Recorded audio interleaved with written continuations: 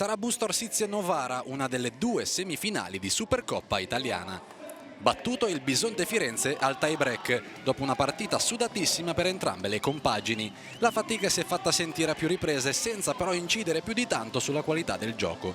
Il primo parziale lo risolve Terry Enueonu, che dal 23-19 in poi trova un break fondamentale al servizio che porta Firenze sul 23-25.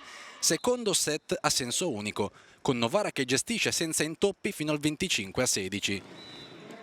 Firenze prepara e serve la reazione nel parziale successivo. Le ragazze di Mencarelli sono brave a mantenere 3 punti di vantaggio per larghi tratti, per aggiudicarsi poi il set 20-25. Per il quarto parziale fare copia e incolla del secondo. Nella metacampo del Bisonte si spegne la luce, mentre Novara accelera e fissa il punteggio sul 25-18. Il quinto e decisivo set vede una Elisa Zanetti decisamente in palla, brava a farsi trovare pronta nei momenti importanti. Saranno 19 i punti per lei, quanto basta per aggiudicarsi il premio di MVP.